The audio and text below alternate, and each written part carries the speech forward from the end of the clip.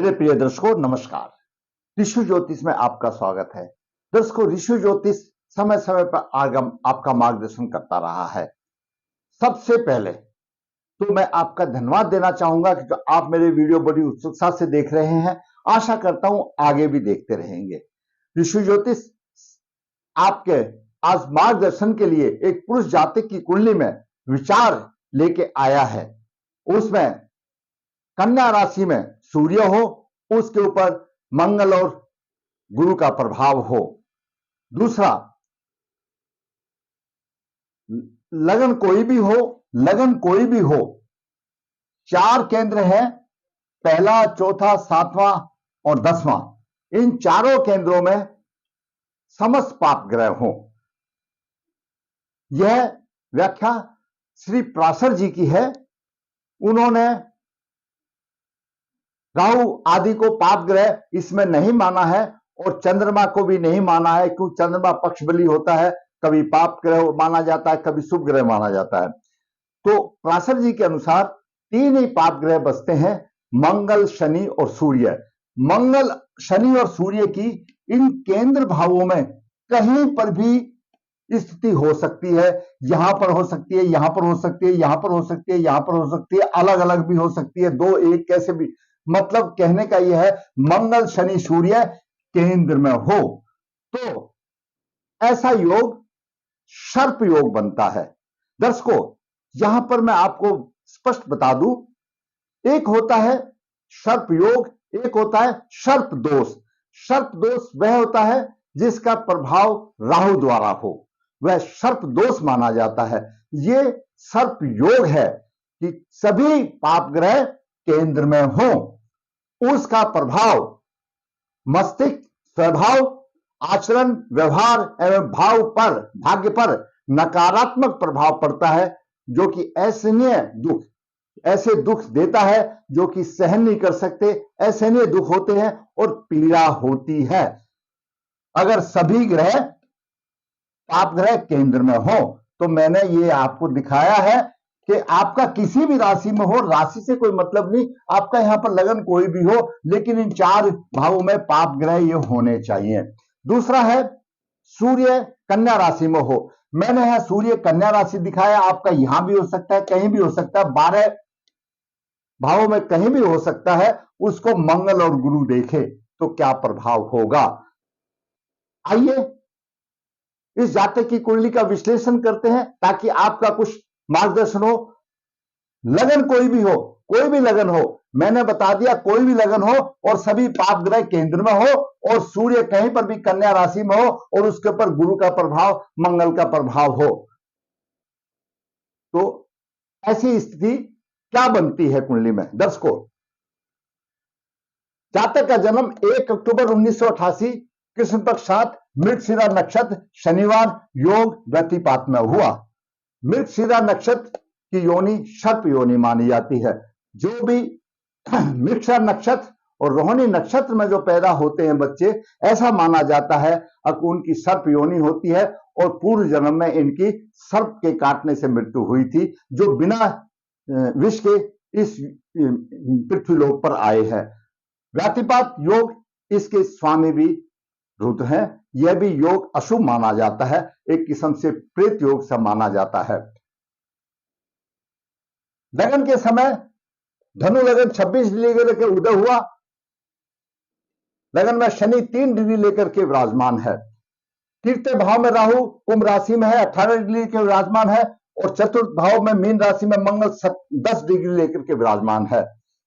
छठे भाव में वृषभ राशि में उच्च राशि में चंद्रमा 28 डिग्री लेकर विराजमान है, वहीं पर गुरु 12 डिग्री लेकर के विराजमान है। नवम भाव में सिंह राशि में केतु 18 डिग्री 56 लेकर विराजमान है, वहीं पर शुक्र 2 डिग्री 37 मिनट लेकर के विराजमान है। दसम भाव में कन्या राशि का सूर्य 14 डिग्री लेकर विराजमान है, वहीं पर एकादश भाव में बुध 3 डिग्री लेकर के विराजमान है। यह ग्रहों की स्थिति रही। जातक का जन्म धनु लगन में हुआ। धनु लगन के स्वामी गुरु है। इनकी विचारधारा अच्छी होती है, दार्शनिक माना जाता है और भगवान के प्रति ये बिल्कुल आस्था रखते हैं और दूसरों पर सहज में ही विश्वास कर लेते हैं, लोग इनकी सादगी का अनुचित फायदा उठाते हैं और इनको धोखा खाना पड़ता है। दूसरे व्यक्ति की सहायता करना ये अपना परम कर्तव्य समझते हैं और हमेशा करते हैं। आत्मविश्वासी हैं। लग्नेश गुरु छठे भाव में है। आपका लगन कोई भी हो, अगर लगन का स्वामी छठे भाव में होगा तो प्रबल पित्त दोष माना जाता है, क्यों? छठा भाव रोग शत्रु का भाव है।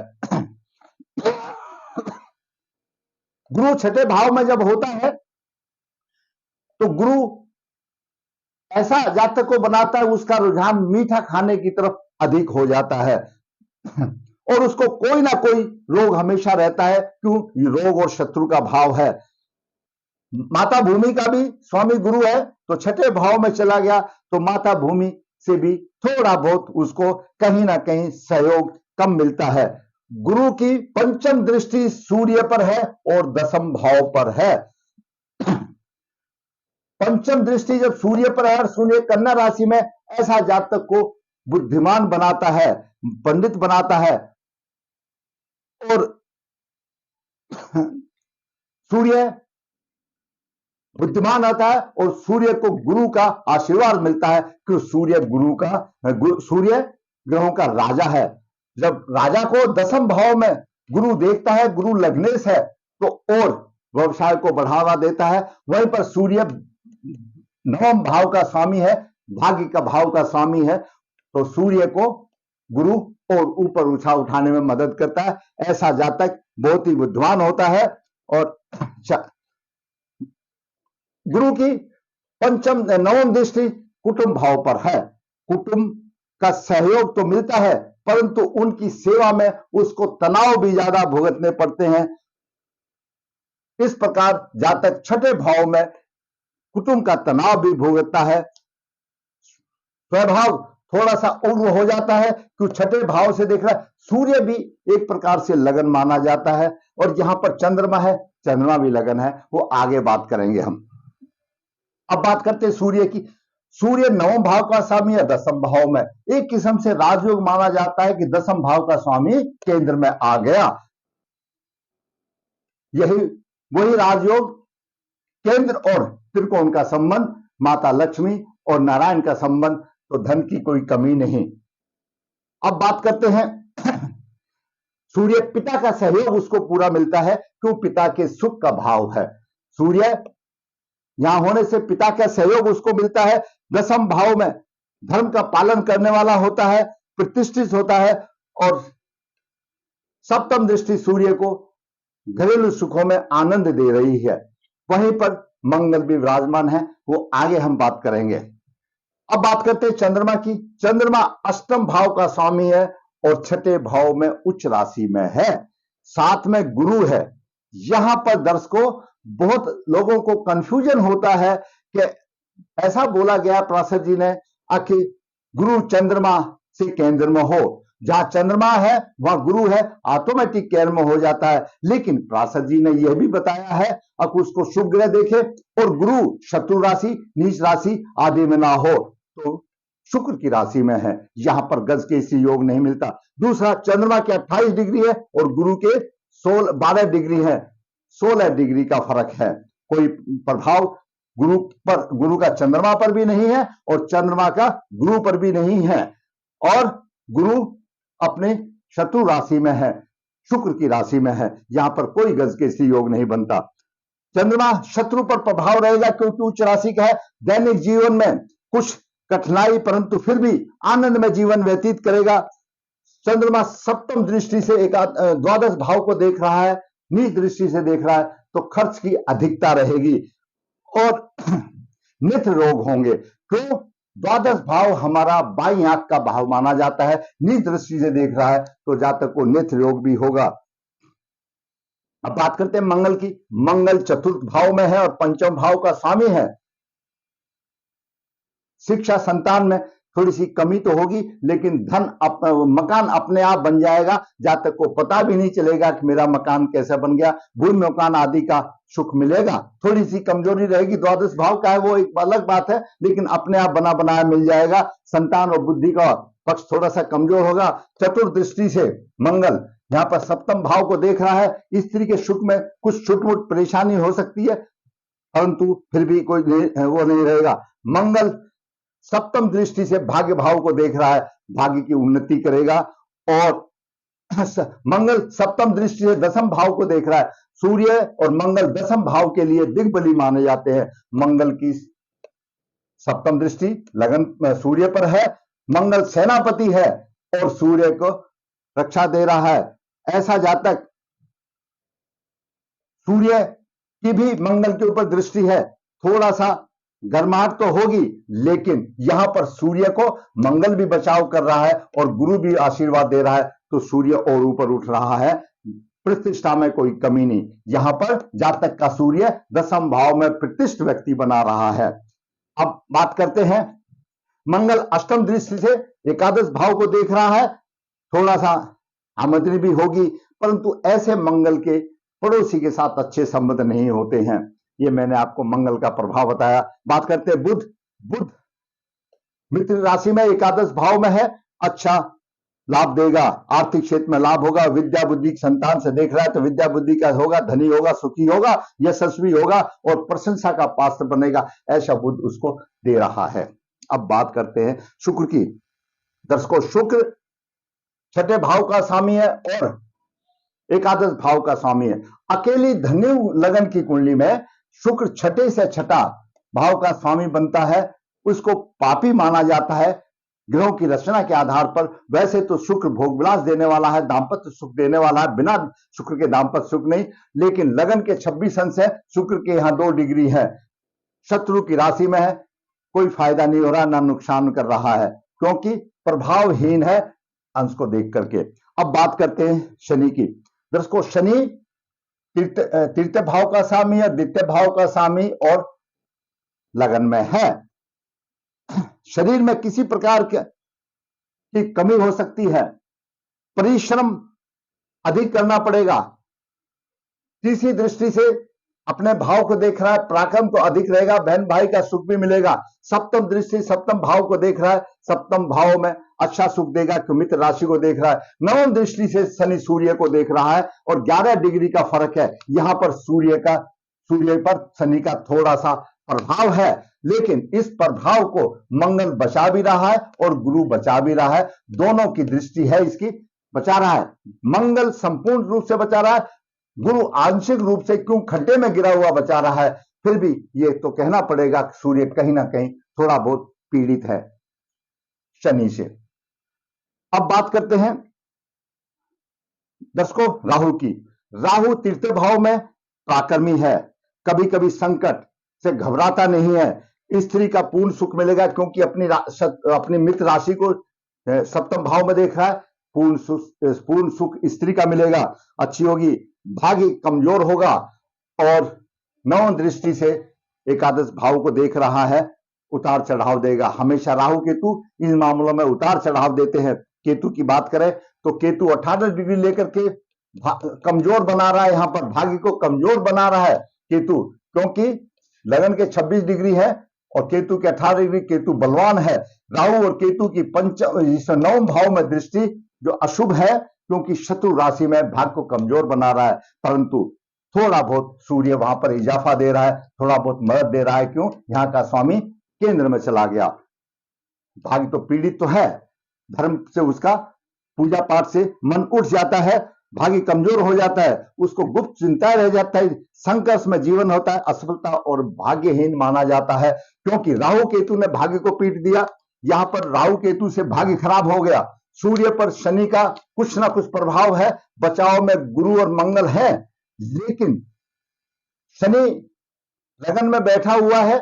वो बात है, दिग्बली नहीं है तो दिग्बली यहां पर भी नहीं है, लेकिन फिर भी थोड़ा बहुत तो प्रभाव है, क्योंकि ये गुरु पितृदोष में फंस गया। पितृदोष में गुरु फंस गया, गुरु प्रभावहीन सा रह गया, क्यों? शत्रु राशि में हो गया और छठे भाव में हो गया। मंगल पूर्ण है, सेनापति है, सूर्य की रक्षा कर रहा है, थोड़ा बहुत तो है, वो तो एक अलग बात है। अब बात करते हैं, तो हमने आपको ग्रह का प्रभाव बताया, अभी बात करते हैं, हमने बता दिया कन्या के सूर्य पर गुरु का प्रभाव और मीन पर मंगल का प्रभाव, मीन का मंगल पर सूर्य का प्रभाव। मीन राशि में मंगल है, सूर्य का प्रभाव है, प्रशंसा का पात्र बन रहा है। तो सूर्य भाग्य का है। भाग्येश जब पंचमेश को देता है, मंगल पंचमेश भी है और भाग्येश उसको देख रहा है, उसको ऊंचा उठा रहा है, बुद्धि विद्या में उसको अच्छा दे रहा है। दूसरी तरफ कन्या पर सूर्य का प्रभाव मैंने आपको बता दिया। पाप ग्रह केंद्र में, पाप ग्रह केंद्र में मंगल, सूर्य और शनि तीनों पाप ग्रह केंद्र में है। सभी पाप ग्रह केंद्र में हो तो मस्तिष्क, स्वभाव, आचरण, अव्यवहार और भाग्य पर नकारात्मक प्रभाव पड़ता है। ऐसानी दुख होता है और पीड़ा होती है। क्यों होता है? देखो दर्शकों, यहां पर मंगल और शनि आमने सामने हैं। मंगल और मंगल का प्रभाव सूर्य के पास भी है और सूर्य केंद्र प्रभाव से लगन को देख रहा है और लगन में शनि ऑलरेडी बैठा हुआ है। और शनि हम बताते नहीं है, हर एक ग्रह राहु केतु को छोड़ करके उसकी अपने स्थान से चतुर्थ स्थान पर त्रिपाद दृष्टि होती है, तीन चरण दृष्टि होती है। यहां पर शनि तीन चरण दृष्टि से मंगल को भी प्रभावित कर रहा है और शनि दशम दृष्टि, पूर्ण दृष्टि होती है, उसको सूर्य पर भी कुछ ना कुछ प्रभाव दे रहा है। और इसी तरह से मंगल और सूर्य का और तीनों पाप ग्रहों का प्रभाव जातक के मस्तिष्क में पड़ रहा है, जातक के शरीर में पड़ रहा है। इसके कारण यह सर्प योग हो जाता है और उसको स्वयं का आचरण, परेशानी, मस्तिष्क में परेशानी, क्यों केंद्र में जो भी होगा डायरेक्टली इनडायरेक्टली लगन पर चला जाता है। सूर्य है कन्या राशि में है, गुरु यहां से पंचम दृष्टि से भी देख सकता है, गुरु यहां से सप्तम से भी देखता है, गुरु यहां से नवम दृष्टि से भी देखता है। आपकी कुंडली में इसी प्रकार है तो गुरु को बल मिलेगा, गुरु राजा है, गुरु भी सूर्य को बल मिलेगा, सूर्य ग्रहों का राजा है और जहां सूर्य है वो भी अपने आप में लगन है। अब इस कुंडली में हम ये देखते हैं जातक का जन्म लगन पीड़ित है, क्यों? उसके ऊपर गर्म ग्रहों का प्रभाव है। चंद्र लगन जातक का ठीक है, क्यों? चंद्रमा वहां पर है और गुरु भी है। और सूर्य लगन जातक का ठीक है, क्यों? गुरु बचाव दे रहा है, मंगल भी बचाव दे रहा है, शनि पीड़ित कर रहा है। ये स्थिति जातक की रही। अब जातक की गुरु की महादशा 17/12/2010 से 26 तक रोहिणी नक्षत्र में शुभ दशा चल रही है, लेकिन मंगल की दशा इसी महीने 17 अगस्त से 23 से लेकर के 23/7/24 तक उत्पाद भरा नक्षत्र में प्रतिनिधि दशा चलेगी, जो कि शत्रु दशा होगी। ये आने वाला समय मंगल जो है उसको परेशान नहीं करेगा, क्योंकि गुरु की अंतरदशा में मंगल की, गुरु की महादशा में मंगल की अंतरदशा उसके लिए शुभ नहीं है। तो ये मैंने जातक का आपको बताया। जातक की सर्प योनि है, काल सर्प दोष निवारण करें, क्योंकि जिसकी भी सर्प योनि होती है वह संघर्ष में जीवन होता है। जातक का लग्नेश छठे भाव में गिरा है, नारायण बलि श्राद्ध करे, पितृदोष श्राद्ध करे। सूर्य पर शनि का प्रभाव है, इसकी शांति कराए। तो इस तरह से जातक की राह और आसान हो सकती है। और ये जो सभी ग्रह जो केंद्र में है, क्योंकि क्यों आए, सवाल ये उठता है कि अशुभ दोष आए क्यों? एक ही कारण है कि कर्म का फल सबको भुगतना पड़ेगा। कोई भी जातक जब पैदा होता है वो अपने साथ पूर्व जन्म के कर्मों का प्रभाव लाता है और इस जन्म में उसको भोगना पड़ता है। उसका एक ही उपाय है, नारायण बलि श्राद्ध करो, उसका एफिडेविट भर दो, प्रायश्चित करो। हो सकता है भगवान उसको दे दे, अगर आपके कर्म कुछ कमजोर रहे होंगे तो। अगर कुछ कर्म बलवान रहे तो बलि का बकरा बनना ही पड़ेगा, क्योंकि कर्म फल सबको भोगना पड़ेगा। दर्शकों, आज की इस कुंडली में मैंने आपको पाप ग्रह द्वारा बनने वाला सर्प योग को बताया और कन्या राशि में सूर्य पर गुरु का प्रभाव बताया, मंगल और सूर्य का आपस में बताया कि गुरु राजा कैसे बचाते हैं, भाग्य की कैसे हानि होती है वो बताया, दशा के बारे में बताया। इस जातक का जीवन संघर्ष में है, इस जातक का जीवन संघर्ष में है। जरूरत है उसको कुछ बताए हुए उपाय करने की। एक उपाय मैं हमेशा बताता हूं, हर आदमी को विधिवत सुबह सूर्य उदय होते हुए को जल दो। सूर्य जिसका अशुभ भी है वो भी शुभ प्रभाव देगा, और अगर कमजोर है तो बलवान होगा, और शुभ है तो और शुभता की तरफ बढ़ेगा। हमेशा हर आदमी का ये फर्ज है, क्योंकि सूर्य ही हमारे पास साक्षात विष्णु भगवान का प्रतिनिधि है, जो कि एक हमको प्रकाश मान देता है और सभी गुणों से संपन्न करता है। जब हमको सूर्य का प्रकाश नहीं मिलता वो हमको परेशान हो जाते हैं, और सूर्य का प्रकाश ऐसा है कि हमको कोई बिजली का बिल नहीं देना पड़ता। इसलिए सूर्य की उपासना सर्वप्रथम बताई गई है। सूर्य को विधिवत अर्घ देने से आदि समस्याएं खत्म हो जाती हैं। दर्शकों, मैंने आज इस छोटे से वीडियो में आपका मार्गदर्शन किया। बहुत सारी चीजें हैं बताने के लिए तो, लेकिन इस 10-15 मिनट में क्या हो सकता है। अगर आप समझते हो आपका कुछ मार्गदर्शन हुआ है तो मैं फिर कहूंगा कि मेरा वीडियो लाइक करें, शेयर करें, और जिसने मेरा जो जब तक मेरे चैनल पर पहली बार आया है, जिसने मेरा चैनल सब्सक्राइब नहीं किया, मैं कहूंगा मेरा चैनल सब्सक्राइब हो ताकि मेरा भी मनोबल ऊंचा हो और इसी प्रकार मैं आपके साथ वास्तविक कुंडलियां बना करके आपका मार्गदर्शन करता रहूं। दर्शकों, सर्जिकल हॉस्पिटल में सब टूटे फूटे केस आते हैं और हमारे पास भी जब मैं कुंडली देखता हूं तो जरूरी बात है जिसको कुछ प्रॉब्लम है वही आता है, जिसको कुछ प्रॉब्लम है तो वो नहीं आता। तो जो प्रॉब्लम क्रिएटिव जो कुंडलियां हैं जो आई हैं उनसे भी आपका ज्ञानवर्धक होता है कि किस प्रकार उनके जो दोषों का उपाय किया जा सकता है। ऋषि ज्योतिष नर्मदा जी के तट के नजदीक है, नर्मदेहर। यहाँ पर काल सदोष पितृदोष की पूजाएं की जाती है। जो इच्छुक है संपर्क कर सकता है। ऋषि ज्योतिष हाथ से पत्रिका लिखता है, जिसको लिखाना है जीवन का सार निचोड़ देता है, संपर्क कर सकता है। ऋषि ज्योतिष कन्या विवाह के लिए गुण मिलान बिना किसी शुल्क के वर्कशॉप करके भेजता है। जरूरत है उसका फायदा उठाने की। ऋषि ज्योतिष वास्तु शास्त्र में पीछे नहीं, जरूरत है आपको संपर्क करने की। फिर कहूंगा मेरा वीडियो अच्छा लगा लाइक करें, शेयर करें, जिसने चैनल सब्सक्राइब नहीं किया सब्सक्राइब करें। धन्यवाद।